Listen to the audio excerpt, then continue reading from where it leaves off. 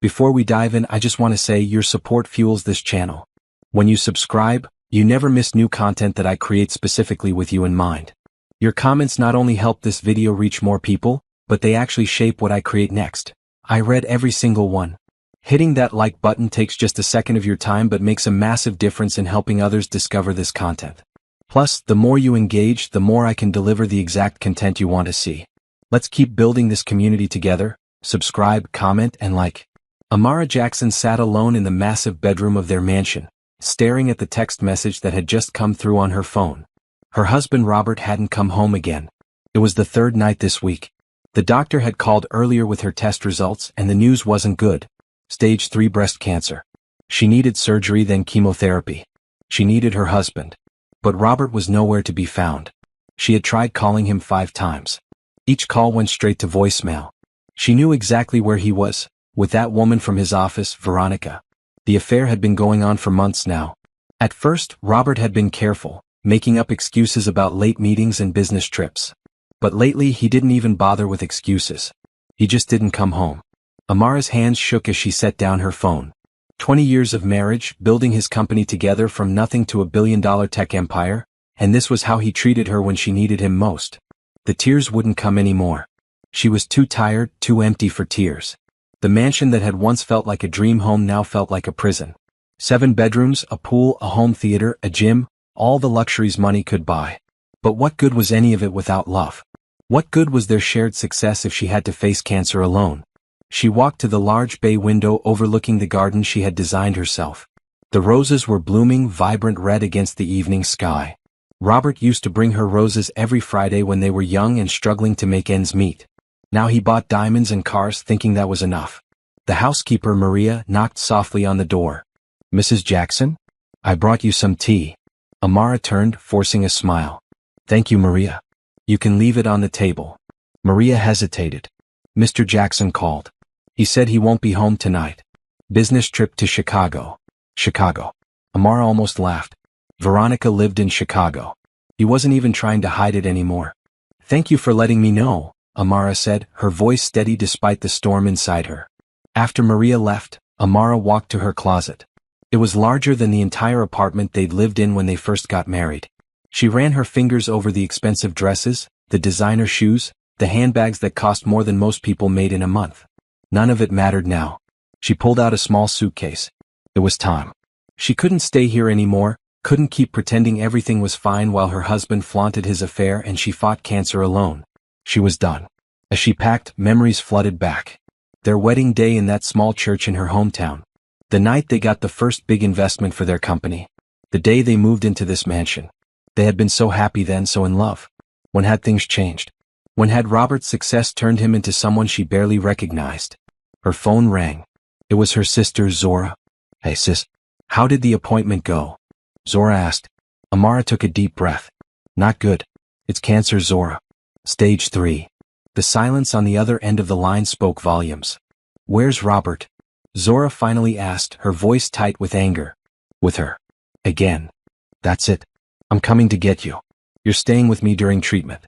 I'm not letting you go through this alone while he's out there living his best life with that woman." Amara looked around the beautiful, empty bedroom. "I was just packing." "Good. I'll be there in an hour." After hanging up, Amara sat down at her vanity. The woman in the mirror looked tired, her eyes lacking the spark they once had. But behind the exhaustion there was something else, determination. She would beat this cancer. She would rebuild her life. And Robert? He would learn that some mistakes can't be fixed with money. She finished packing, taking only what she truly needed. As she zipped up the suitcase, she slipped off her wedding ring and placed it on Robert's pillow with a note. "When you decide to come home, I won't be here. I have cancer and I'm fighting it without you. Goodbye, Robert." She walked down the grand staircase for what she thought might be the last time. The house was quiet except for the tick-tock of the antique grandfather clock in the foyer, a wedding gift from her parents. Ironic, she thought, how time keeps moving forward even when your world stops spinning.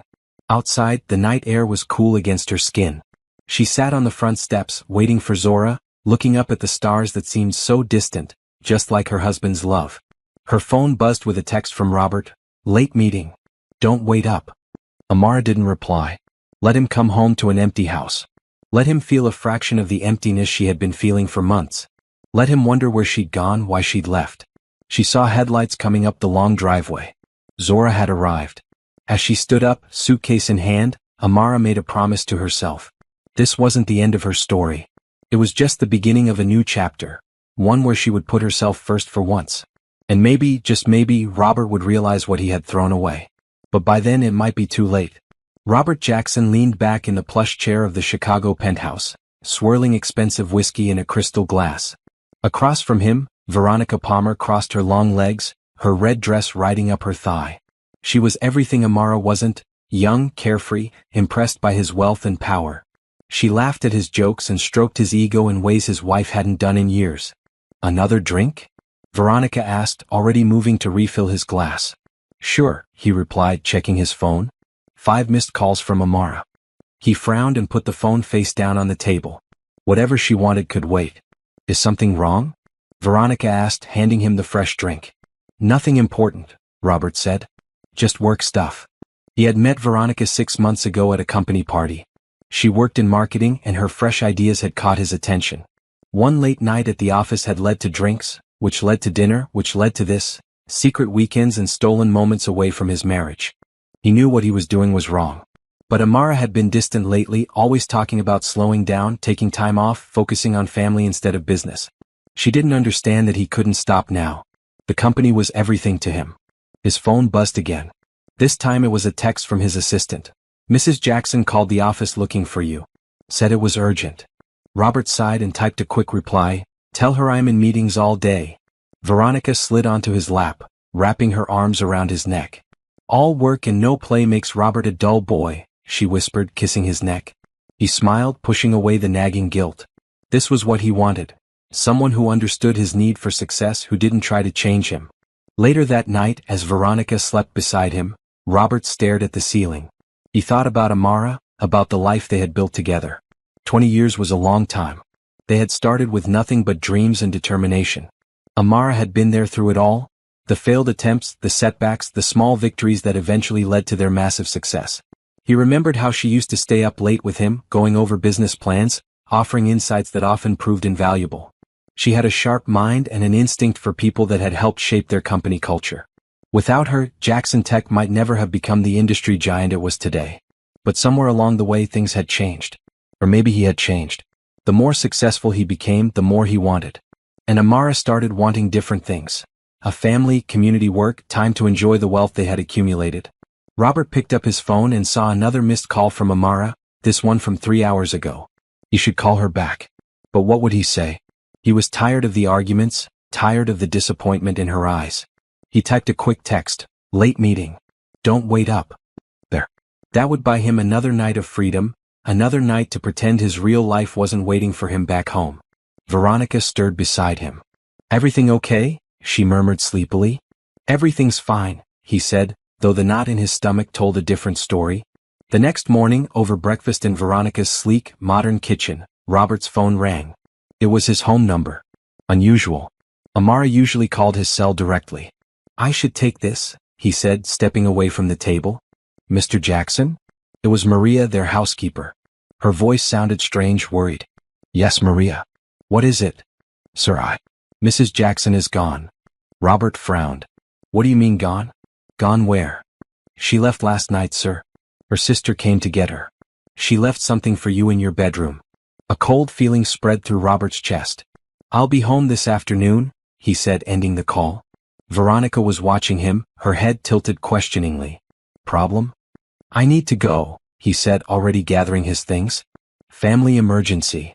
The drive back from Chicago to their suburban estate outside Detroit seemed to take forever. Robert tried calling Amara several times, but her phone went straight to voicemail. He tried Zora next, but she didn't pick up either. By the time he reached the mansion, anxiety had replaced his initial irritation. This wasn't like Amara. She didn't just leave without explanation. The house was quiet when he entered, too quiet. He took the stairs 2 at a time up to their bedroom. Everything looked normal at first glance. The same elegant furniture, the same expensive artwork on the walls. Then he noticed the open closet door. Many of Amara's things were gone. On his pillow lay a small, glittering object, her wedding ring, and a folded piece of paper. His hands trembled slightly as he picked up the note and read Amara's neat handwriting. When you decide to come home, I won't be here. I have cancer and I'm fighting it without you. Goodbye, Robert. The words hit him like a physical blow. Cancer? How was that possible? Amara was always healthy, always strong. And she'd been trying to tell him, he realized with growing horror. The missed calls, the urgent message. He sat heavily on the edge of the bed, the note clutched in his hand. What had he done? What kind of man ignores his wife when she needs him most? The weight of his betrayal crashed down on him all at once. He called Zora again, desperate now. This time she answered. Where is she? He demanded without preamble. Where were you when she got her diagnosis? Zora shot back, her voice cold with fury. Where were you when she needed her husband? Zora, please. I need to talk to her. She doesn't want to talk to you, Robert. She's finally putting herself first and it's about time. She's my wife, he said, his voice breaking. You should have remembered that before you started sleeping with your mistress, Zora replied before hanging up. Robert stared at the phone in his hand, then back at the wedding ring on the pillow. What had seemed so important yesterday, Veronica, the thrill of the affair, the escape from responsibility, now seemed meaningless and hollow. He had everything a man could want, success, wealth, a beautiful home, a wife who had stood by him through it all. And he had thrown it all away for what? A fling with a woman who knew only the man he had become, not the man he had been? His phone buzzed with a text from Veronica. Everything okay? When are you coming back? Robert didn't reply. Instead, he pocketed Amara's wedding ring and headed back downstairs. He had to find her. He had to make this right if that was even possible anymore. As he reached for his car keys, he caught sight of a framed photo on the entryway table. Him and Amara on their 10th anniversary, both smiling, her head on his shoulder. They looked happy in love. When had he stopped seeing her? When had he started taking her for granted? The answers didn't matter now. What mattered was finding her and begging for a second chance he knew he didn't deserve. What mattered was being there for her through her illness, if she would let him. He got in his car and started driving toward Zora's house, not sure what he would say when he got there, only knowing that he had to try.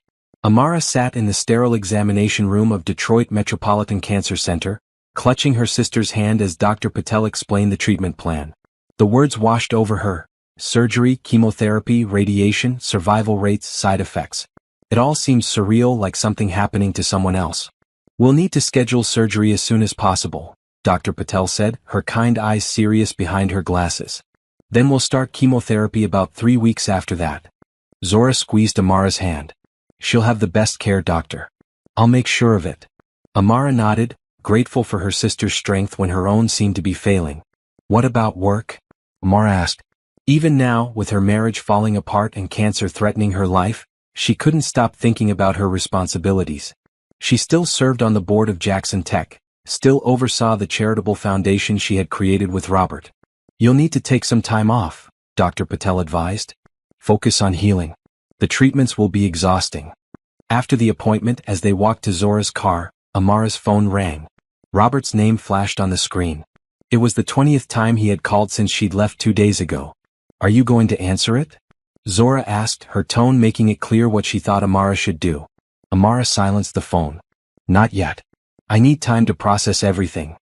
Back at Zora's comfortable suburban home, Amara settled on the couch in the guest room that would be hers during treatment. Her niece and nephew were at school and the house was quiet. Too quiet. It gave her too much space to think. Her phone buzzed again. This time it was a text from Robert. Please talk to me. I need to know you're okay. She almost laughed. Now he cared if she was okay? Where was that concern when she was waiting for her test results alone? Where was that concern all the months he'd been sneaking around with Veronica? But beneath her anger was a deeper pain. She still loved him. Despite everything, despite the betrayal and neglect, a part of her heart still belonged to the man she had built a life with. The man who, once upon a time, had held her when she cried, had celebrated her victories, had been her partner in every sense of the word. She typed a reply, then deleted it. Typed another, deleted that too. Finally she settled on, I'm safe. Getting treatment. Need time. His response was immediate. Let me be there for you. Please. She didn't reply to that one. Later that afternoon, as Zora prepared dinner, the doorbell rang. Amara froze, somehow knowing who it was before Zora even went to check. It's him, Zora called from the entryway. Want me to send him away? Amara took a deep breath. She had to face him eventually. Might as well be now, while she still had the armor of fresh anger to protect her. "Let him in," she said, standing up and smoothing her shirt, suddenly self-conscious about how tired she looked. Robert stepped into the living room, and the sight of him, familiar yet somehow a stranger, made her heart clench. He looked terrible, his usually immaculate appearance disheveled, dark circles under his eyes. Good, she thought. Let him suffer a little. "Amara," he said, his voice breaking on her name. "I just found out. Why didn't you tell me?" The question ignited her anger. "I tried to tell you, Robert. I called you 5 times the day I got the results. You were too busy with your mistress to pick up the phone." He flinched as if she had slapped him. "I know. I have no excuse. But please let me be here for you now." Zora made a disgusted noise from the doorway. "You've got some nerve showing up here like this." Robert didn't take his eyes off Amara. "I know I don't deserve another chance. But this isn't about me. It's about you, Amara. Let me help you through this. Whatever you need, the best doctors, treatment, anything." "I don't need your money, Robert," Amara said quietly. "I have my own. What I needed was my husband, my partner. But you weren't there." "I'm here now," he said, taking a step toward her. "It's too late," she replied, though the words hurt to say. "Please leave." He looked like he wanted to argue, but then his shoulders slumped in defeat. "At least let me know how the treatment is going. Please." Amara nodded slightly. She could give him that much. "I have surgery next week. Then chemo." "Which hospital?" "Detroit Metropolitan." Robert nodded. "I'll make sure they have everything you need." After he left, Zora brought Amara a cup of tea. "You okay?" Amara sighed. "I don't know. Seeing him, it still hurts." "Of course it does. You loved him for 20 years. That doesn't just go away. Do you think he really cares? Or is this just guilt?" Zora sat beside her sister. "I don't know. But what I do know is that you need to focus on getting better. The rest can wait." The day of the surgery came quickly. Amara was prepped and waiting to be taken to the operating room when a nurse entered her curtained area. "Mrs. Jackson? These just arrived for you." She handed Amara a small vase containing 3 perfect red roses, just like the ones Robert used to bring her every Friday when they were young. Attached was a note, "Fighting with you from afar. Love, R." Despite herself, Amara felt tears spring to her eyes. It was a small gesture, but it reminded her of the man she had fallen in love with, the man who might still exist somewhere beneath the ambitious, neglectful person he had become. As they wheeled her toward surgery, Amara found herself wondering, was it possible to rebuild what had been broken? Or was it better to let go and start anew? The anesthesia began to take effect, and as consciousness slipped away, her last thought was of Robert, not as he was now but as he had been on their wedding day, looking at her like she was the only woman in the world. Robert paced the waiting room of Detroit Metropolitan Cancer Center, checking his watch every few minutes. Amara had been in surgery for 3 hours. Zora sat across from him, pointedly ignoring his presence, flipping through a magazine she clearly wasn't reading. "Shouldn't we have heard something by now?" he asked, unable to contain his anxiety any longer. Zora looked up, her expression softening slightly at the genuine concern in his voice. "These things take time. Dr. Patel said it could be 4 to 5 hours. Robert nodded and resumed pacing. He had canceled all his meetings for the week, much to the shock of his executive team. In the 10 years since Jackson Tech had gone public, he had never taken more than a day off at a time. But none of that mattered now. The company, the deals, the money, it all seemed insignificant compared to what was happening in that operating room. Finally, Dr. Patel appeared, still in her surgical scrubs. Both Robert and Zora stood immediately. "The surgery went well," she said with a tired smile. "We were able to remove the tumor and some surrounding tissue. The sentinel lymph node biopsy shows the cancer hasn't spread beyond what we could see on the imaging." Robert felt his knees weaken with relief. "When can we see her?" "She's in recovery now. Once she's moved to her room you can visit briefly. She'll be groggy from the anesthesia." An hour later, a nurse led them to Amara's room. She looked small and vulnerable in the hospital bed, her skin ashen against the white sheets. Robert hung back, letting Zora go to her side first. "Hey sis," Zora said softly, taking Amara's hand. "You did great." Amara's eyes fluttered open, unfocused at first, then clearing as she recognized her sister. "Is it over?" "All done. Dr. Patel says it went perfectly." Amara nodded slightly, then her gaze shifted past Zora to where Robert stood awkwardly by the door. A mix of emotions crossed her face, surprise, confusion, something like longing before her expression closed off again. "You're here," she said simply. "I'm here," he replied, moving closer to the bed. "I've been here the whole time." Zora stood up. "I'll give you 2 a minute," she said, though her pointed look at Robert clearly communicated, "Don't upset her." Once Zora had left, Robert took the chair beside the bed. "How are you feeling?" "Tired. Sore." Amara's voice was raspy from the intubation tube. "You didn't have to come." "Yes, I did," he said firmly. "I know I've been the worst husband in the world, Amara. I know I don't deserve your forgiveness. But I'm not going anywhere. Not this time." Amara's eyes filled with tears. "I can't do this right now, Robert. I'm too tired." He nodded, understanding. "Rest. I'll be here when you wake up." And he was. When Amara opened her eyes several hours later, Robert was sitting in the same chair, working quietly on his laptop. He looked up immediately when she stirred. "Water?" he asked, already reaching for the cup on her tray. She nodded, and he held the straw to her lips, supporting her head with his other hand. The gentle touch was so familiar, so reminiscent of better times, that Amara had to fight back tears again. "Thank you," she said when she had drunk her fill. "Anything else you need? Are you in pain?" "A little," she admitted. Robert pressed the call button for the nurse. "We'll get you something for that." After the nurse had come and gone, administering pain medication, Amara felt herself relaxing as the drug took effect. Robert was still there, watching her with an expression she couldn't quite read. "You should go home," she said. "Get some rest." "I'm not leaving," he replied. "Unless you really want me to." Did she? Part of her wanted to send him away, to punish him for his betrayal. But another part, a part she was too weak to fight right now, was comforted by his presence. "Stay," she whispered, already drifting back to sleep. The next few days followed a similar pattern. Robert was there constantly, dividing his time between Amara's room and the hallway where he took necessary business calls.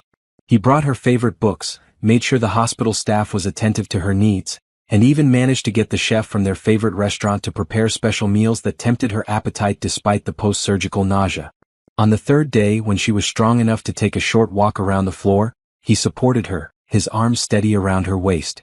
They didn't talk much. There was too much to say, and a hospital corridor wasn't the place to say it. On the 5th day, Dr. Patel declared Amara ready to go home. The word hung in the air between her and Robert. Home. But where was that now? "You're coming back to the house," Robert said, as if reading her thoughts. "I've had the guest suite on the main floor prepared so you won't have to deal with stairs." Amara hesitated. "I was planning to stay with Zora. Zora has her family, her job. And the house is too small for everyone," Robert argued gently. "Our home has everything you need for recovery, space, privacy, staff to help." "Our home," Amara echoed. It didn't feel like hers anymore. But the thought of navigating Zora's busy household while recovering from surgery and facing chemotherapy was daunting. "At least until you're stronger," Robert added. "Please, Amara. Let me do this much." Zora, surprisingly, supported the idea when Amara consulted her. "As much as I hate to admit it, he's right," she said. "You'll have more comfort there. And he seems sincere about wanting to help." "What about her?" Amara couldn't bring herself to say Veronica's name. "I asked him about that," Zora admitted. "He says it's over. Has been since the day he found your note." Amara wasn't sure she believed that. But she was too tired to argue, too drained to make decisions. So she agreed to go back to the mansion at least temporarily. The homecoming was strange. The house looked the same, grand, beautiful, filled with expensive things that suddenly seemed meaningless in the face of mortality. But it felt different. Or maybe she was the one who had changed. Robert had indeed prepared the guest suite meticulously. Fresh flowers in her favorite colors brightened the room. Her most comfortable clothes were laid out. A new television had been installed, along with a small refrigerator stocked with her preferred snacks and drinks. "Is there anything else you need?" he asked, hovering uncertainly by the door after helping her settle in. Amara looked at him, really looked at him for the first time since leaving the hospital. He had lost weight and the lines around his eyes seemed deeper. He looked like a man carrying a heavy burden. "Why are you doing this, Robert?" she asked quietly. He met her gaze steadily. "Because I love you. Because I forgot what mattered and I almost lost everything that gives my life meaning. Because I want a chance to be the man you deserved all along." "And Veronica?" "Over. Completely." His voice was firm. "I ended it the day I found your note. I haven't spoken to her since, except to tell her never to contact me again. Amara wanted to believe him. But trust, once broken, is not easily repaired. I need time, she said. Robert nodded. Take all the time you need. I'm not going anywhere. As he turned to leave, Amara called after him. Robert. He paused, looking back. Thank you. For being there at the hospital. A small smile touched his lips. It's where I should have been all along. That night, lying in the unfamiliar bed in the familiar house, Amara found herself thinking about second chances. Was it possible to rebuild what had been destroyed? Or would the foundation always be cracked, waiting for the next storm to bring the whole structure crashing down? She didn't have answers yet. But as she drifted off to sleep, she realized she was no longer certain that the end of her marriage was inevitable. And that uncertainty, that small opening for possibility, was something she hadn't felt since the day she'd read those test results alone. The day of Amara's first chemotherapy session dawned bright and clear, a beautiful spring morning that seemed to mock the difficult day ahead. Robert drove her to the cancer center, the silence in the car thick with unspoken words. He had been respectful of her need for space since she'd returned to the mansion, sleeping in one of the other guest rooms, making himself available but not intrusive. In the treatment room, Amara sat in a reclining chair while a nurse prepared the four. Robert stood awkwardly nearby, unsure of his place. You can sit, Amara told him, gesturing to the chair beside her. This is going to take a while. As the drugs began to flow into her veins, Amara closed her eyes, trying to focus on positive thoughts. The statistics were good. Dr. Patel was confident. She was strong, a fighter. Tell me about work, she said suddenly, opening her eyes to look at Robert. How's the new software launch going? He seemed surprised by the question. You want to talk about work? Now. I need the distraction, she admitted. And I'm still on the board, remember? I have a right to know. So he told her, hesitantly at first, then with more animation as he described the challenges they were facing with the launch. It was familiar territory, a conversation they had had countless times over the years. For a moment it almost felt like old times. What do you think? He asked after explaining a particularly tricky marketing problem. Amara considered, her business mind engaging despite the drugs flowing into her system. I think you're looking at it from the wrong angle. The issue isn't the product features. It's the user experience. Robert listened intently as she outlined her thoughts. That actually makes a lot of sense, he said when she finished. I hadn't considered that perspective. That's because you're too close to the technical side, she said with a small smile. You always have been. He returned the smile, and for a brief moment, their eyes met in perfect understanding, the way they used to when they were partners in every sense of the word. The moment passed, but something had shifted. By the time the session was over and the nurse removed the four, Amara felt both physically drained and emotionally lighter, as if a tiny crack had appeared in the wall she had built around her heart. The side effects hit that evening: nausea, fatigue, a general feeling of unwellness that made even the simplest tasks seem monumental. Robert was there, quietly supportive, bringing ginger tea and crackers, adjusting pillows, dimming lights when they became too bright for her sensitive eyes. You don't have to do all this, she told him as he helped her back to bed after a particularly bad bout of nausea. I want to, he replied simply. In the days that followed, a routine developed. Amara would have good days and bad days.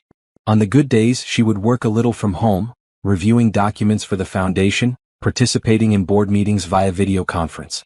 Robert would bring her updates from the office, seeking her input on decisions that once would have been made without her. On the bad days, when the chemo side effects were at their worst, he would read to her books from her favorite authors, articles about topics that interested her, sometimes just the news to keep her connected to the outside world. One evening, about 2 weeks after her first treatment, Amara was feeling well enough to join Robert for dinner in the small breakfast nook rather than eating in her room.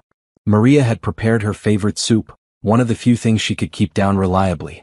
I've been thinking, Robert said as they ate, about what you said before, about wanting to slow down, focus more on family.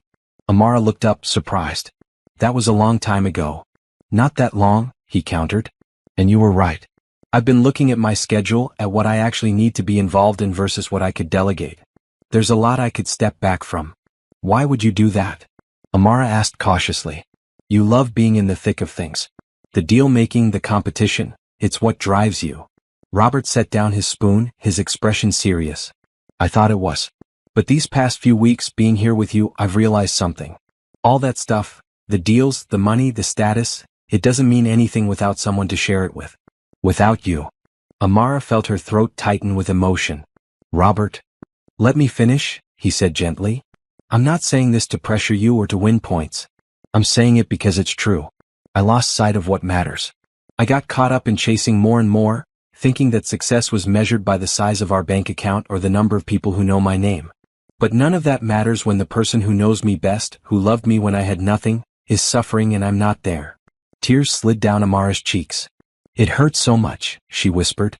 Not just the affair, but feeling like I didn't matter to you anymore. Robert reached across the table, tentatively taking her hand. When she didn't pull away, he squeezed gently. You have always mattered. I just forgot to show it. I took you for granted and that's the worst thing I could have done. But I'm learning, Amara. I'm trying to be better.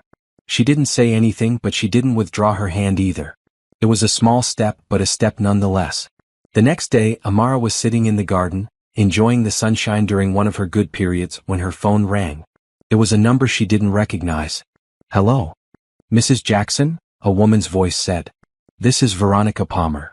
Amara's blood ran cold. What do you want? To apologize, Veronica said, her voice unexpectedly subdued. I know nothing I say can make up for what happened. But I wanted you to know that it's over. Completely over. Amara's grip tightened on the phone. Why are you telling me this? Because you deserve to know the truth, Veronica replied. Robert ended things the day he found out about your diagnosis. He told me he had made the biggest mistake of his life and that he was going to do everything in his power to win you back. He could have told me that himself, Amara said, struggling to keep her voice steady. He probably did, Veronica said. But I thought you might not believe him. I didn't know about your illness. I'm not trying to excuse what we did, but I wanted you to know that he truly loves you. The way he talked about you, even when it was always clear that you were the love of his life. I was just a distraction. Amara closed her eyes, unsure how to feel about this unexpected call. Thank you for telling me, she said finally. I hope you find what you're looking for, Veronica. After hanging up, Amara sat in the garden for a long time thinking. The call from Veronica had shaken her, but not in the way she would have expected. Instead of anger or jealousy, she felt something closer to closure. The other woman was no longer a faceless threat but a real person who had made mistakes, just as Robert had, just as Amara herself had in other ways throughout their marriage. That evening when Robert brought her dinner, Amara mentioned the call. Veronica contacted me today, she said, watching his face carefully. Robert's expression shifted from shock to concern. What? Why would she do that? To confirm what you told me, that it's over. That you ended it as soon as you found out about my cancer. Robert set down the tray he was carrying. Amara, I swear I didn't put her up to this. I haven't spoken to her since. I believe you, Amara interrupted softly. Strangely enough, I actually believe both of you. Relief washed over Robert's face. I don't know why she called, but I'm glad if it helped in any way. It did, Amara admitted. It helped me see that what happened between you two wasn't just about her. It was about us, about what was missing in our marriage. Robert sat down beside her. Nothing was missing in our marriage except me being present in it, he said firmly. You were always there, always supportive, always loving. I was the one who checked out. Maybe, Amara conceded. But maybe I could have fought harder to keep your attention, to remind you what we were building together wasn't just a business empire but a life. You shouldn't have had to fight for my attention, Robert said, taking her hand. That's on me, not you. They sat in companionable silence for a while, the first truly comfortable silence they had shared since Amara's return to the mansion. I have another treatment tomorrow, she said eventually. I know. I've cleared my schedule. You don't have to. I want to, he said again, the phrase that had become his mantra during her illness. I want to be there, Amara. For all of it. As they sat together, watching the sunset paint the sky in shades of pink and gold, Amara realized something. The wall around her heart wasn't just cracked now, it was crumbling. And she wasn't sure she wanted to rebuild it. 6 weeks into Amara's chemotherapy, the physical toll was evident. Her hair had begun to fall out in clumps, and rather than watch it happen gradually, she had asked Zora to shave her head. Robert had been out of town for a rare business trip he couldn't reschedule, the first time he'd left her side since she'd returned to the mansion. When he came home and saw her, he stopped in the doorway of her suite, his expression unreadable. That bad, huh? Amara said, self-consciously touching her bare scalp. Robert crossed the room in 3 quick strides and knelt beside her chair. You are beautiful, he said, his voice thick with emotion. So incredibly beautiful. Before she could respond, he reached into his pocket and pulled out a small box. I brought you something. Inside was a delicate silk scarf and swirling patterns of blue and gold, her favorite colors. I thought, for when you feel like covering up, he explained. Though you don't need to. Not for me. Amara ran her fingers over the soft fabric. It's lovely. Thank you. There's something else, Robert said, reaching into his briefcase. He pulled out a thick folder and handed it to her. Curious, Amara opened it. Inside were legal documents, lots of them. She flipped through, trying to make sense of what she was seeing. What is all this? I've restructured the company, Robert explained. Created a new board position, co-chair, with equal power to the CEO. It's yours if you want it. Amara looked up, startled. Equal to you? Robert, that's what should have happened years ago, he finished for her. You helped build Jackson Tech as much as I did. Your vision, your insight into what people actually need, that's been the secret to our success all along. I just took the credit. She continued looking through the documents, finding more surprises. The foundation. You've tripled the endowment? Robert nodded. You always said we should be doing more for education in underserved communities. Now we can. The last document made her breath catch. It was a deed to a house she didn't recognize. What's this? A place at the lake, Robert said. Like the one you always talked about. Quiet, private, away from the city. A place to recover, to think, to start over if that's what you decide. Amara's eyes filled with tears. You remembered. I remember everything, Amara. Even the things I pretended not to hear because they didn't fit with my plans. I was selfish and short-sighted, and I almost lost the best thing in my life because of it. He took her hands, his gaze intense. I'm not asking for forgiveness yet. I know I haven't earned it. But I am asking for a chance to show you that I can be the man you needed all along. Amara felt overwhelmed. The changes Robert was making weren't superficial gestures. They represented a fundamental shift in priorities and values. Could people really change that much? Or would he eventually revert to his old ways once the crisis had passed? I don't know what to say, she admitted. You don't have to say anything now, he assured her. Just know that whether you decide to give our marriage another chance or not, these changes are permanent. You will always have your rightful place in the company we built together. The foundation will continue its expanded mission. And the lake house is yours regardless of what happens between us. That night, Amara lay awake thinking about Robert's gifts. Not the material things which were meaningful but ultimately just objects, but the recognition of her value, her contributions, her dreams. It was something she had stopped hoping for long ago. The next morning, she asked Robert to take her to the lake house. The drive was quiet, each lost in their own thoughts. When they arrived, Amara was struck by how perfectly the place matched the vision she had described to Robert years ago. A modern but cozy structure nestled among tall pines, with a wide deck overlooking the water. Inside, the house was furnished simply but elegantly, with large windows bringing nature indoors. There was a small dock with a rowboat, just as she had always wanted. How did you find this place? She asked as they stood on the deck, watching a pair of loons dive beneath the lake's surface. I've had agents looking for months, Robert admitted. Ever since I realized how much I'd been ignoring what matters to you. Amara turned to him, really studying his face. The man standing beside her was both familiar and new, the same Robert she had loved for 20 years, but somehow softer, more open, more present. Why did you do it? She asked quietly. It was the question that had haunted her since discovering his affair. Was I not enough anymore? Robert's face crumpled with regret. It was never about you not being enough. It was about me feeling like I wasn't enough. The more successful we became, the more I worried that I didn't deserve it, or you. So I kept pushing for more, thinking that if I just achieved enough, acquired enough, I could quiet that voice in my head telling me I was a fraud. And Veronica? Was easy, he said simply. She only knew the successful Robert Jackson, CEO of a billion-dollar company. She had no expectations because she had no history with me. Being with her didn't require vulnerability or honesty or growth. It was cowardly. Amara let his words sink in.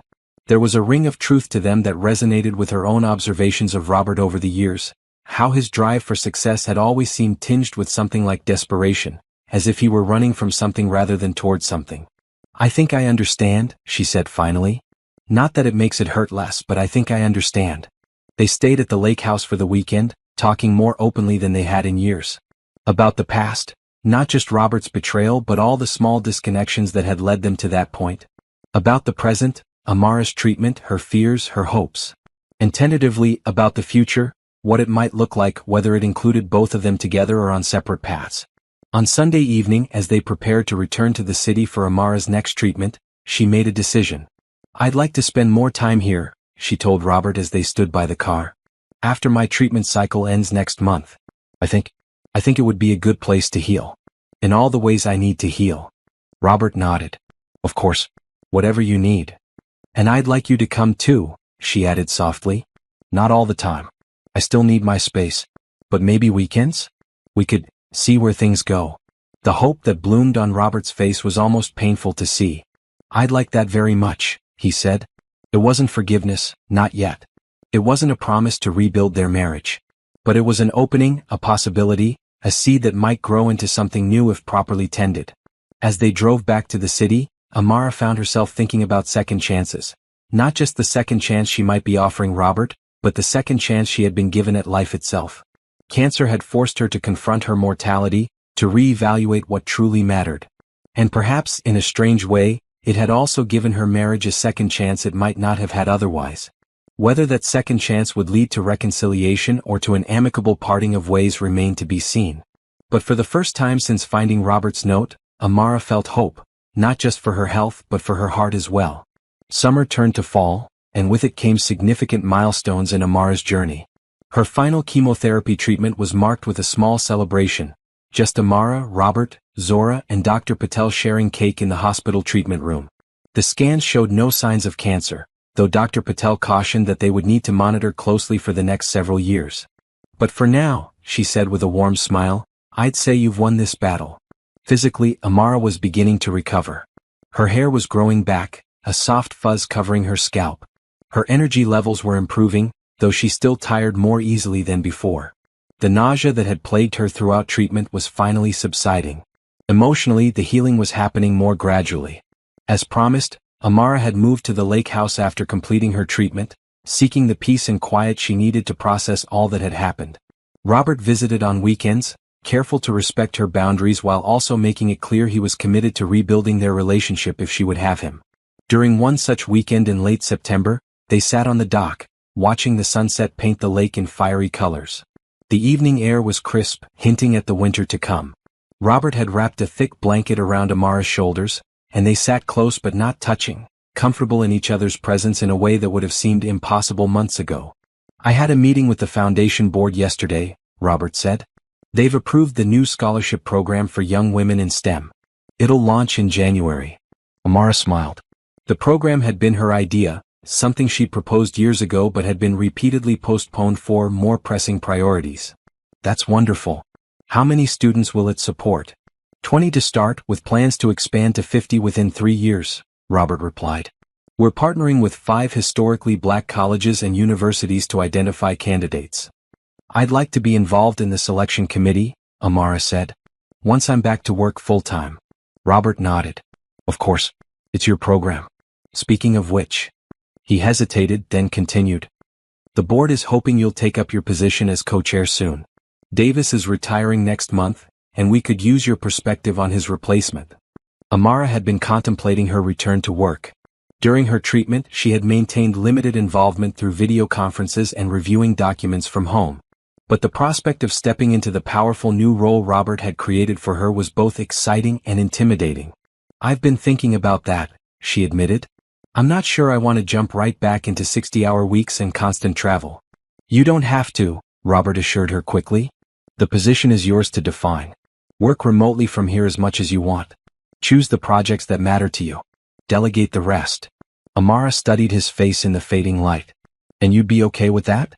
The Robert the first knew 6 months ago would have expected his co-chair to be as driven and present as he was. Robert was quiet for a moment. "The Robert you knew 6 months ago was a fool who almost lost everything that matters," he said finally. "I've done a lot of thinking while you've been here, and I've been in that big empty house. About what success really means. About what kind of legacy I want to leave." He reached out hesitantly, taking her hand. "I want a legacy of love, Amara. Of using our success to make a difference. Of building something meaningful together, not just a company but a life." If that means reshaping how we work, then that's what we'll do. Amara felt tears prick her eyes. For so long she had wished Robert would see beyond the next deal, the next acquisition, the next billion. Now he seemed to truly understand what she had been trying to tell him for years. "I'd like to come back after the new year," she said. 3 days a week in the office, 2 from here. And no travel for the first 6 months at least. Robert smiled, squeezing her hand. "Done. Whatever you need." As darkness fell around them, Amara made another decision, one she had been contemplating for weeks. She turned toward Robert, meeting his gaze directly.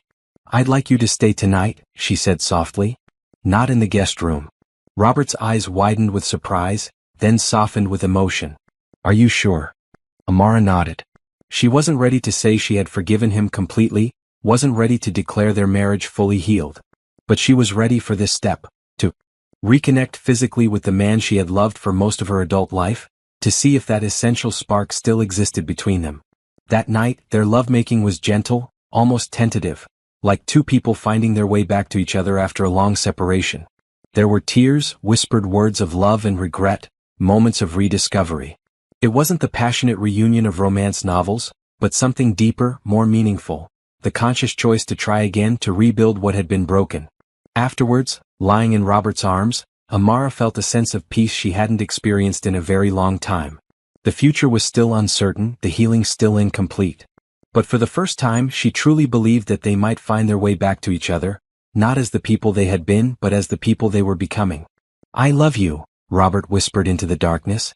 "I never stopped, even when I was too blind to show it." Amara rested her head on his chest, listening to the steady beat of his heart.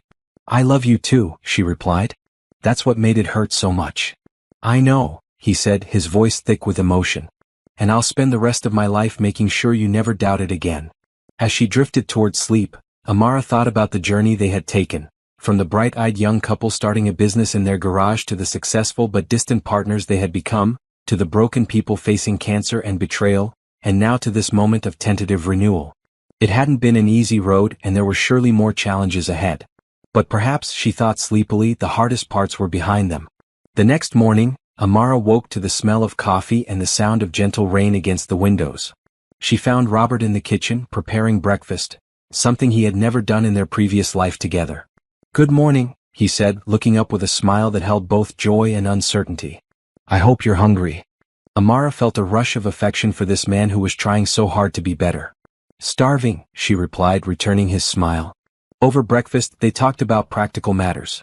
When Amara might start spending time at the mansion again, how to manage the transition back to work, whether to host Thanksgiving for Zora and her family.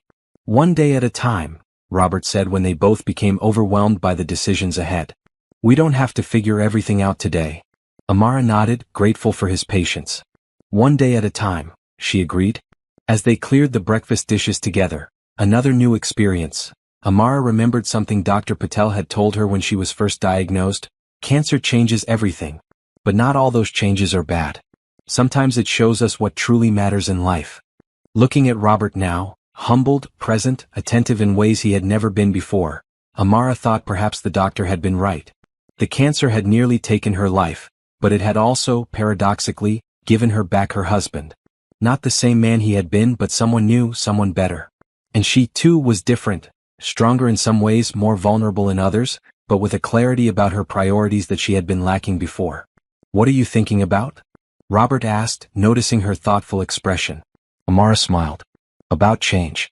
About how sometimes the worst things that happen to us can lead to the best things."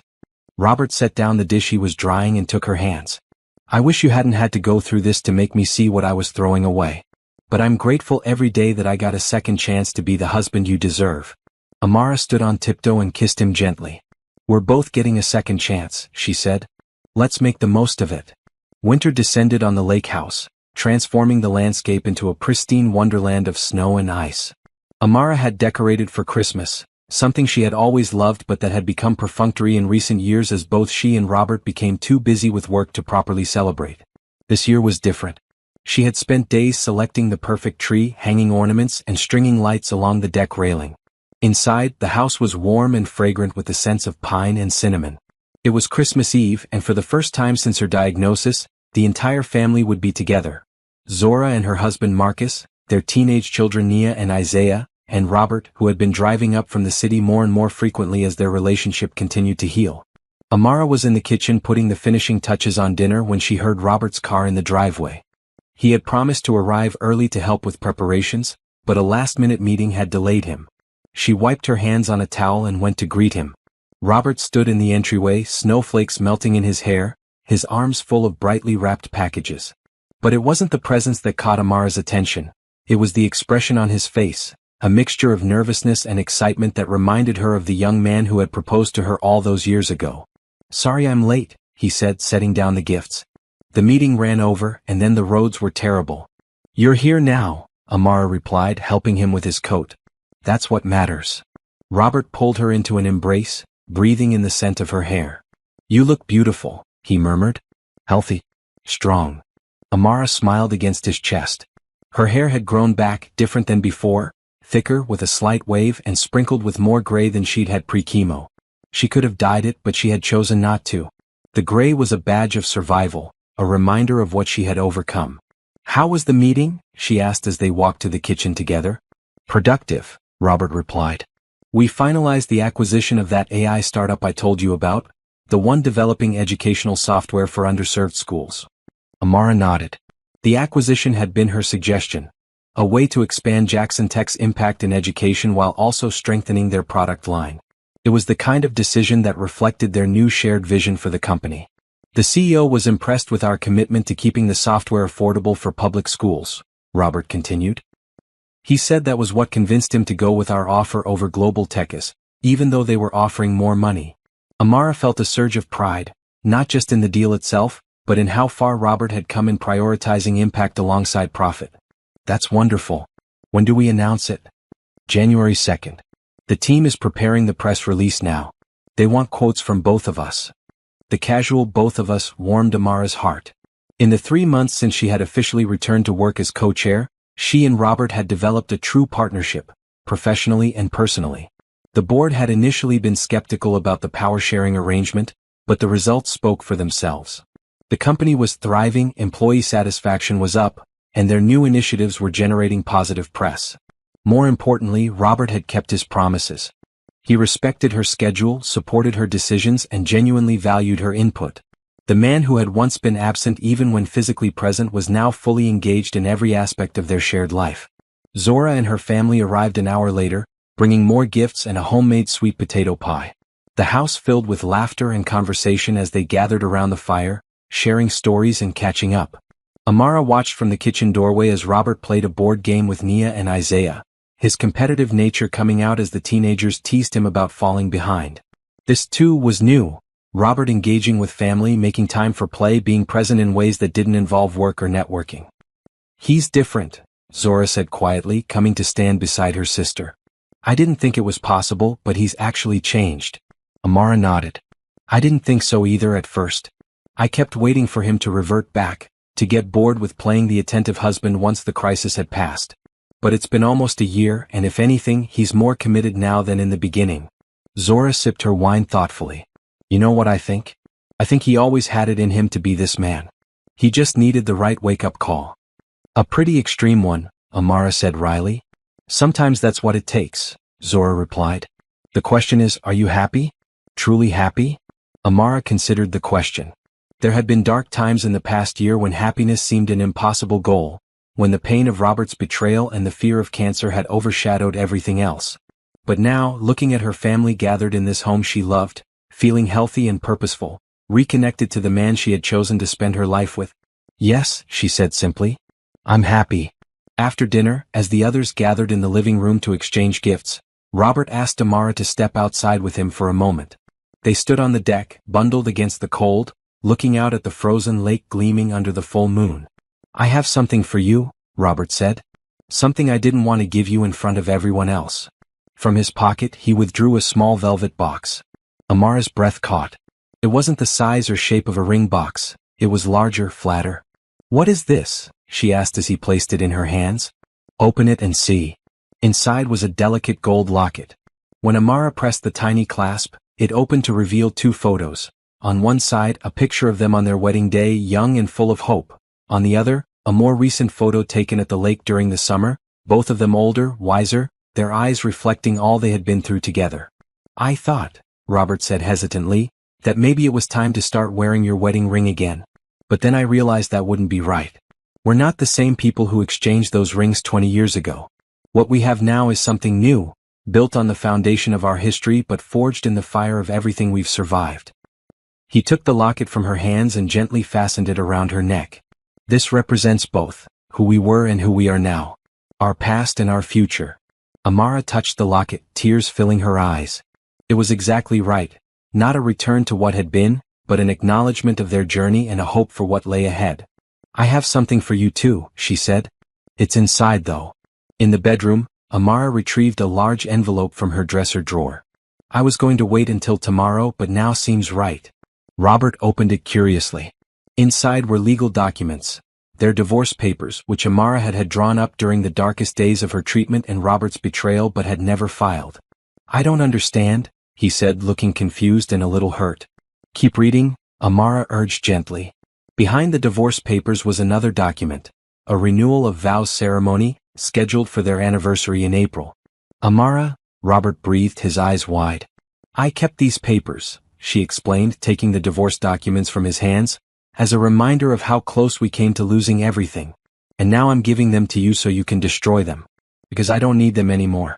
I don't want an escape route. She held his gaze steadily. What I want is to stand before our family and friends and choose you again. The man you've become, the man I've grown to love in new ways this past year. Robert's eyes filled with tears. Are you sure? After everything? I'm sure, Amara said firmly. The past can't be erased, Robert. What happened, the affair, the cancer, all of it, it's part of our story now. But it doesn't have to define our future. She took his hands in hers. I forgive you. Not because what you did was okay, but because holding on to that pain isn't helping either of us move forward. And I want to move forward, together. Robert pulled her into an embrace so tight it almost hurt. I don't deserve you, he whispered against her hair. I never did. But I swear I will spend every day for the rest of our lives trying to be worthy of this second chance. They stood there for a long moment, holding each other, the divorce papers forgotten on the bed. Outside, snow began to fall, soft flakes illuminated by the Christmas lights strung along the deck. Inside, the sounds of their family's laughter filtered through the closed door. We should get back, Amara said eventually. Zora will wonder where we've disappeared to. Robert nodded, but before they left the room he picked up the divorce papers and tore them in half, then in quarters. To new beginnings, he said, dropping the pieces into the wastebasket. Amara touched the locket at her throat. To new beginnings, she echoed. And to love that's strong enough to survive even the hardest tests. Hand in hand they returned to their family, to the warmth and light of the holiday gathering. And as midnight approached, bringing Christmas Day and the promise of a new year, Amara felt a deep sense of gratitude for the journey that had brought them here, not despite its painful twists and turns but because of them. Spring came early to the lake, the ice melting to reveal the clear water beneath, wildflowers pushing through the softening earth. As April approached, bringing with it Robert and Amara's 21st anniversary, preparations for their vow renewal ceremony were in full swing. They had decided to hold it at the lake house, with just their closest friends and family in attendance. No lavish displays of wealth, no corporate associates or business partners, just the people who had supported them through the darkest days of their marriage and Amara's illness. One evening as they sat on the deck watching the sunset, Robert brought up a subject they had been avoiding. I've been thinking about the house, the mansion, he said, his tone careful. We're barely there anymore. Most weeks, I only spend 2 nights there before coming up here. Amara nodded. She hadn't set foot in the mansion in nearly 3 months, preferring the peace and simplicity of the lake house. What are you suggesting? I think we should sell it, Robert said. It's too big, too empty. And it holds too many memories of a time in our lives that I'd rather leave behind. Amara considered this. The mansion had been a symbol of their success, a showcase for their wealth. But it had never truly felt like home, not the way this smaller, more personal space did. What would we do instead? She asked. Live here full time? Robert smiled, looking relieved that she hadn't immediately rejected the idea. Maybe. Or we could get a smaller place in the city for the days we need to be at the office. Something that belongs to both of us in a way the mansion never did. The suggestion made sense. The mansion had always been more Robert's domain than hers, designed to impress rather than comfort. I think that's a good idea, she said. But what about all our things? We'll keep what matters and let go of the rest, he replied. Donate it, sell it, whatever feels right. Most of it is just stuff. Things I bought thinking they would make us happy. Amara smiled, recognizing how much Robert had changed. The man who had once measured his worth by his possessions now understood that they were just objects, meaningful only in relation to the life and love they represented. Okay, she agreed. Let's do it. After the ceremony. The day of their vow renewal dawned clear and bright, the lake a perfect mirror of the blue sky above. Amara stood at the bedroom window, watching as the event staff set up chairs on the lawn leading down to the water. There was a knock at the door and Zora entered, carrying a garment bag.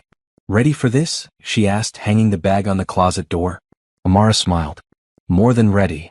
Unlike their first wedding with its traditional white gown and formal tuxedo, they had chosen simplicity this time.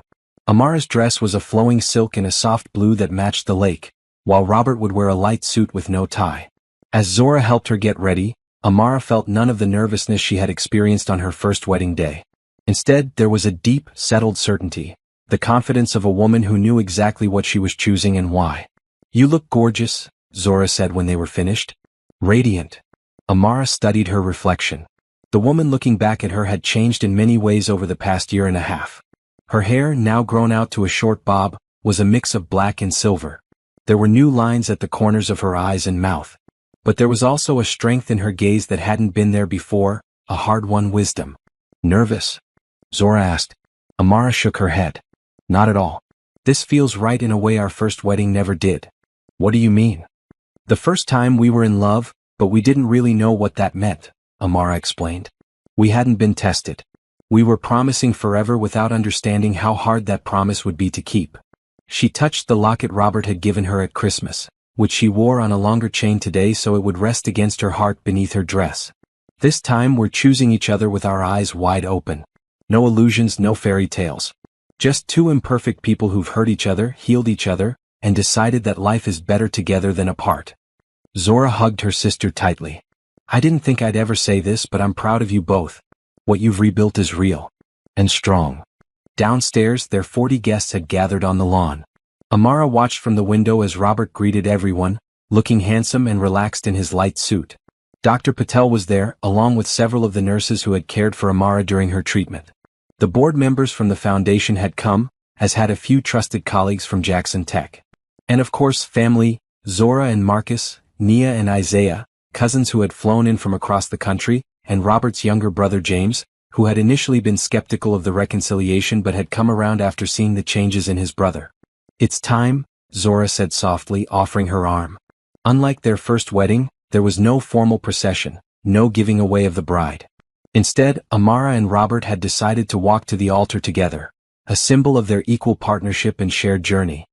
He was waiting for her at the bottom of the stairs, his eyes lighting up when he saw her. You are breathtaking, he said, taking her hands. You clean up pretty well yourself, she replied with a smile. Together, they walked out onto the lawn, where their guests had risen to greet them with warm applause. The ceremony space was simple but beautiful, chairs arranged in a semicircle facing the lake, an arch of spring flowers marking the spot where they would renew their vows. The officiant, a close friend who had known them since their early days, spoke briefly about the meaning of recommitment, about choosing love not once but every day, especially when that choice is difficult. Then it was time for their vows. Robert spoke first, his voice steady but full of emotion. Amara, 21 years ago, I promised to love and cherish you for the rest of my life. I meant those words then, but I didn't fully understand their weight. I didn't know how easy it would be to take you for granted, to forget that love isn't just a feeling but a daily choice. He squeezed her hands, his eyes never leaving hers. I broke those vows.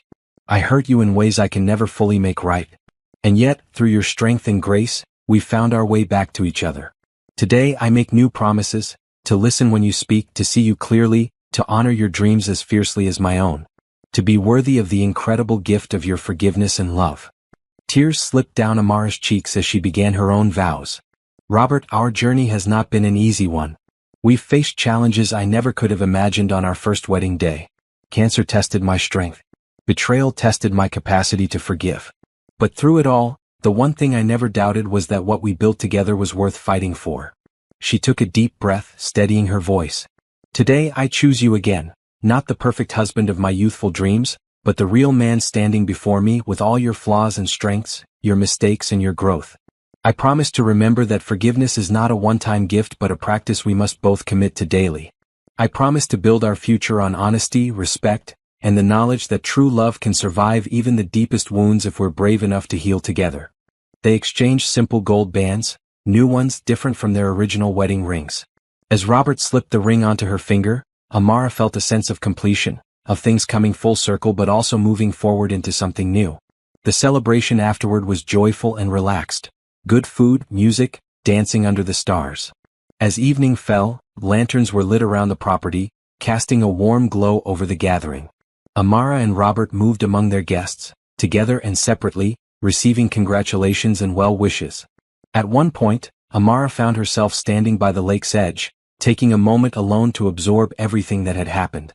Dr. Patel joined her, 2 glasses of champagne in hand. "A toast," she said, offering one to Amara. "To health and new beginnings." "Thank you," Amara replied. "For everything. You saved more than just my life, you know." Dr. Patel smiled. "I only treated the cancer. You did the hard work of healing your marriage." "Some days I still can't believe we made it," Amara admitted. "There were moments I was so angry, so hurt, I couldn't imagine ever trusting him again. Yet here you are," Dr. Patel observed. "What changed?" Amara considered the question. "I realized that holding on to anger was hurting me more than it was hurting him. And I saw that he was truly committed to changing, not just saying the right words but taking concrete actions every day to be a different kind of husband, a different kind of man." She looked across the lawn to where Robert was talking with Zora's children, his head thrown back in laughter at something Isaiah had said. "But mostly, I remembered why I fell in love with him in the first place. And I discovered that despite everything, that love was still there, buried beneath the pain." Dr. Patel nodded thoughtfully.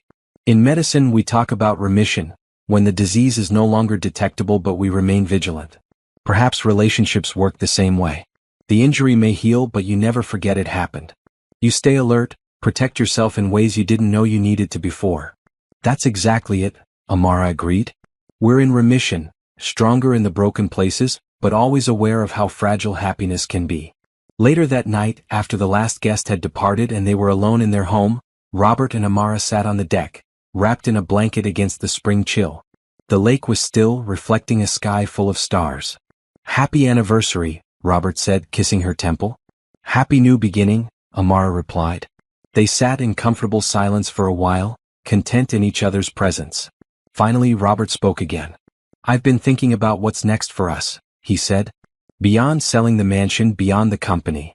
"What do you mean?" "I've accomplished everything I ever wanted professionally," he explained. "Built a successful company, made more money than we could spend in 10 lifetimes, secured our legacy with the foundation. But this past year has shown me that none of that matters without the right person to share it with." He turned to face her, his expression earnest. "I want us to really live, Amara. Travel, explore, give back in more hands-on ways. Maybe spend 6 months of the year here and 6 months seeing the world." Amara smiled, touched by his vision of their future together. "What about the company? We've built an incredible team. It's time to trust them to carry things forward while we take more of a strategic role. We'll still be involved, just not day to day."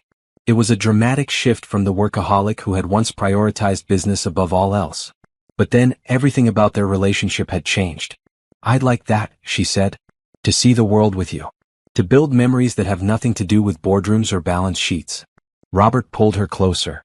"Then it's settled. 1 more year to transition our roles and then we start our next chapter." As they sat there, planning their future together, Amara felt a profound sense of gratitude. The journey had been painful. Cancer and betrayal had nearly destroyed everything they had built. But through that darkness, they had found their way back to each other, stronger and wiser than before. They weren't the same people who had exchanged vows 21 years ago. Life had changed them, challenged them, broken them, and ultimately rebuilt them. And somehow, against all odds, they had arrived at this moment. Not perfect, but perfect for each other. 1 year later. The sun rose over the Greek island of Santorini, painting the white buildings in shades of gold and pink. Amara stood on the balcony of their rented villa, coffee in hand, watching fishing boats head out to sea. Behind her, she could hear Robert moving around the kitchen, preparing breakfast. 6 months into their new life and it still felt like a dream sometimes. After successfully transitioning their roles at Jackson Tech, remaining on the board but stepping back from daily operations, they had sold the mansion, donated most of their possessions, and embarked on the journey they had planned after their vow renewal. They had started in Japan during cherry blossom season, then made their way through Southeast Asia, spending a month in a small village in Thailand where they helped build a school through their foundation. From there, they had traveled to South Africa, where Amara had connected with distant relatives and Robert had been humbled by the history and resilience of the people they met. Now they were in Greece, with plans to continue through Europe before returning to the lake house for Christmas. "Breakfast is ready," Robert called from inside. Amara turned to see him setting a small table on the balcony, fresh bread, local honey, yogurt, and fruits. Simple pleasures that now meant more to them than the elaborate meals they once ate in fancy restaurants. "This looks wonderful," she said, joining him at the table. "I spoke with Zora last night while you were sleeping," Robert mentioned as they ate. "Nia got accepted to MIT, full scholarship through our foundation's program." Amara beamed with pride. Her niece had shown remarkable aptitude for computer science, and they had encouraged her to apply to top schools. "That's fantastic. Did you tell her we'll visit her on campus when we're back in the States?" Robert nodded. "She's already planning all the places to show us." They ate in companionable silence for a while, enjoying the view and each other's company. 2 years ago, such a peaceful moment would have been unimaginable. Robert would have been on his phone, checking emails, making calls, his mind always elsewhere. Now he was fully present, savoring each moment as if it might be their last. Because they both knew how precious time was. Amara's latest scans had shown no signs of cancer returning, but Dr. Patel's words remained with them: "Stay vigilant. 5 years cancer-free is our first major milestone." They were approaching the 2-year mark. Each clear scan was a victory, each healthy day a gift. The shadow of cancer had changed their relationship to time itself, making them acutely aware of its value, determined not to waste a single moment. After breakfast, they walked down to the beach, holding hands as they strolled along the black volcanic sand. An older Greek couple nodded to them in greeting, and Amara was struck by the thought that to onlookers, they probably appeared to be just another long-married couple enjoying their retirement. No sign of the storms they had weathered, the near collapse of their marriage, the illness that had almost claimed her life. "What are you thinking about?" Robert asked, noticing her thoughtful expression. "About how far we've come," she replied. "About how close we came to losing all of this." He squeezed her hand. "I think about that every day. How differently things could have turned out if you hadn't been strong enough to fight, for your health and for us." "It wasn't just me," Amara said. "You fought too in your own way. To become a better man, a better husband." Robert stopped walking and turned to face her, taking both her hands in his. "I still am. Fighting, I mean. Not a day goes by that I don't remind myself how lucky I am to have this second chance." Amara touched his face gently. The past 2 years had added more silver to his hair, more lines around his eyes. But they were good lines, evidence of smiles and laughter rather than stress and ambition. "We both got a second chance," she said softly. "At life, at love. And I'm not wasting a moment of it." They continued their walk, talking about plans for the coming months, countries they wanted to visit, projects they hoped to support through the foundation, improvements to make to the lake house when they returned. Their conversations now were full of we and us, their future entwined in ways that honored both their individual dreams and their shared vision. That evening, they joined a small tour group for a sunset cruise around the island. As they stood at the boat's railing, watching the famous Santorini sunset paint the sky in impossible colors, a young couple nearby caught Amara's attention. They were clearly newlyweds, looking at each other with that mixture of adoration and disbelief that comes with new love. "They remind me of us," Robert said, following her gaze. "So young, so certain that love conquers all." Amara leaned against him, his arm automatically wrapping around her shoulders. "We were naive." "We were," he agreed. "But maybe that's not such a bad thing. Maybe you need that blind faith at the beginning before life shows you how hard it really is." "And now?" Amara asked. "What do we have now instead of blind faith?" Robert considered the question. "Earned wisdom," he said finally. "The knowledge that love isn't enough on its own, it needs work, attention, sacrifice. But also the certainty that when it's real, when it's worth fighting for, even the darkest moments can lead to light." As the sun disappeared below the horizon, Amara thought about the journey their love had taken, from the bright, uncomplicated passion of youth to the complex, hard-won connection they shared now. It hadn't been an easy road. There had been moments of terrible pain, of doubt, of near defeat. But standing here now, wrapped in the arms of the man who had broken her heart and then helped heal it, watching as one day ended and another waited to begin, Amara knew with absolute certainty that every step of that difficult journey had been worth it. Later that night, back at their villa, they sat on the balcony under a sky full of stars, making plans for the next leg of their journey. Italy next? Robert suggested. We could visit those small villages in Tuscany you've always wanted to see. Amara nodded, but her mind was elsewhere. I've been thinking, she said after a moment, about what comes after this year of travel. What do you mean? I love what we're doing, seeing the world, experiencing new cultures, supporting projects through the foundation. But I think I want something more purposeful for the long term. Robert listened attentively, his full focus on her words. Another change from the man who once would have half listened while checking his phone. What are you thinking? I want to work more directly with cancer patients, Amara said. Especially women from underserved communities who don't have the resources and support I had. Maybe start a mentoring program through the foundation, connecting survivors with newly diagnosed patients. Robert's face lit up with understanding. Using your experience to help others through their darkest moments. Exactly, Amara confirmed. Cancer was the worst thing that ever happened to me. But in a strange way, it was also a catalyst for the best things, for our reconciliation, for this new life we're building. I want to help other women find hope in their own difficult journeys. I think that's a wonderful idea, Robert said. We could set up partnerships with hospitals across the country, starting with Detroit Metropolitan. Dr. Patel would probably help us design the program. Amara smiled at his immediate support, at the way he automatically included himself in her vision. You'd want to be involved too? Of course, he said as if surprised she would doubt it. Your passion is my passion. Your purpose is my purpose. That's what partnership means. And besides, he added with a tender smile, I have a unique perspective to offer too, as the husband who almost got it tragically wrong but found his way back. Amara leaned over and kissed him, overwhelmed with love for this man who had hurt her deeply but had also fought hard to become someone better, someone worthy of second chances. We'll start planning when we get back to the lake house, she said. But for now, let's enjoy every moment of this adventure. To new beginnings, Robert said, raising his glass of local wine. And to the journey, Amara added, touching her glass to his. Every step of it, the painful and the beautiful. As they sat there under the stars, talking about their shared future, Amara reflected on the unlikely path that had led them here. Cancer and betrayal, two things that could have ended their story, had instead become the catalysts for its most meaningful chapter. Life offered no guarantees. Tomorrow wasn't promised to anyone. But tonight, in this moment, she was whole. She was loved. She was at peace. And that was enough.